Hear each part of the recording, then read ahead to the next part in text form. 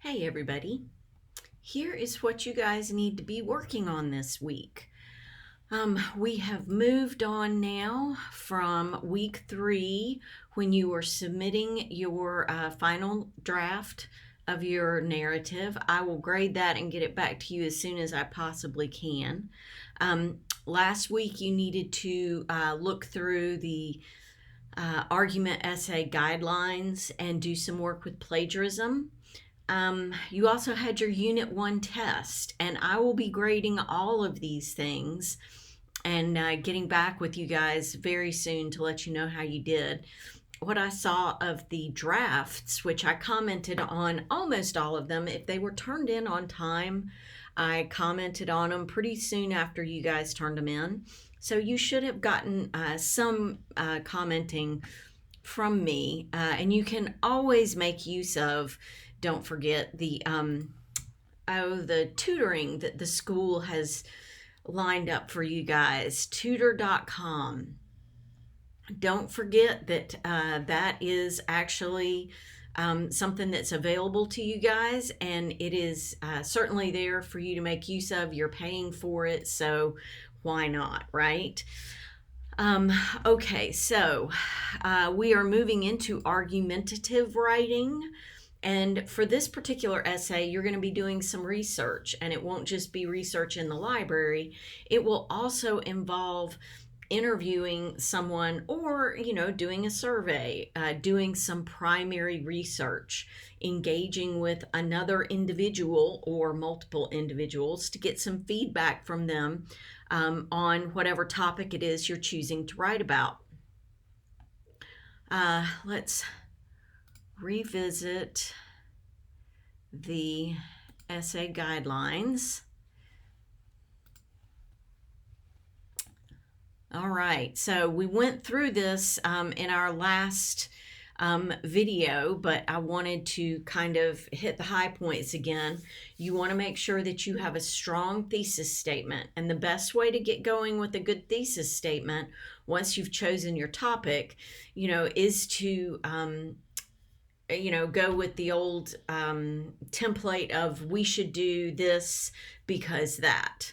We should do X because Y. And then fill in the blanks, because basically you are trying to make a claim and then you are trying to back it up with some data that helps support your claim. And then you want to ultimately persuade people to take some kind of action, whether it's changing their mind or getting their butts up off the sofa to go vote for something or do something, change something in their lives. And we all know how difficult it is to actually do that ourselves. So getting somebody else to make some kind of change like that is even more difficult. You need to make sure you avoid any of those logical fallacies that you'll run across as you're reading. In your reading assignments, there's some discussion of that.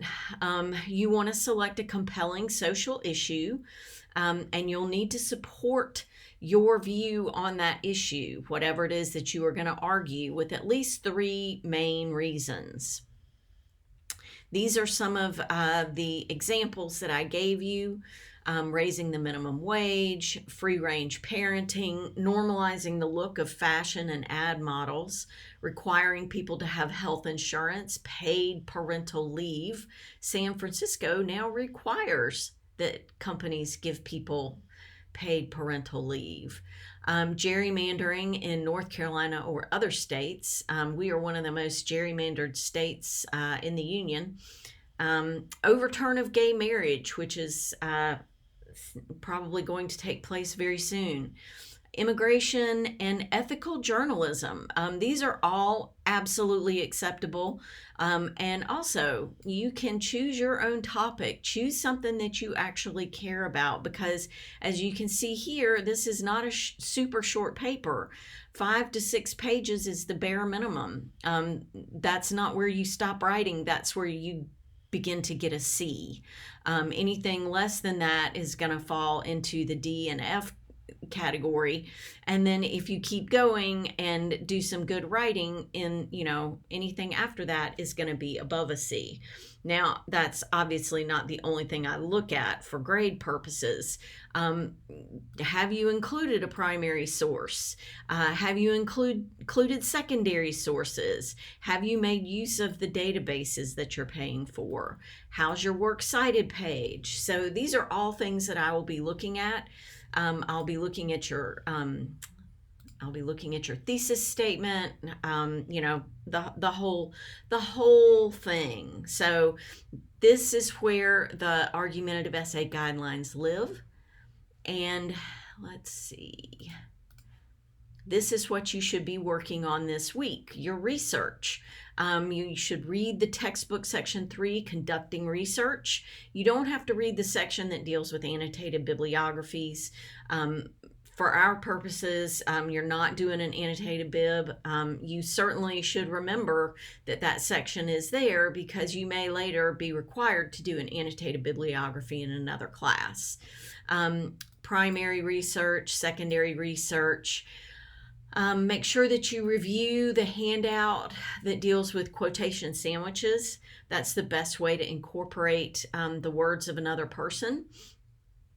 You want to make sure that you deal with any run-on sentences that you might have a tendency to create. And there, in keeping with that, there's a handout related to fragments.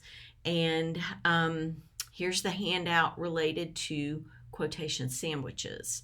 You have a journal and you have some tutorials, and you have a handout related to how to do a good interview. So make sure that you look over all of these things. Make sure that you do take the attendance quiz prior to the time that it closes. Once it closes, I can't really open it back up because it is intended to mark you as having attended that week. So once it closes, it's closed and it can't be reopened except for, a very good reason. So please let me know if you run into issues, if you have any trouble. I am happy to help. Email me, and I will do my level best to get back with you as rapidly as I can. I hope you guys have a wonderful week.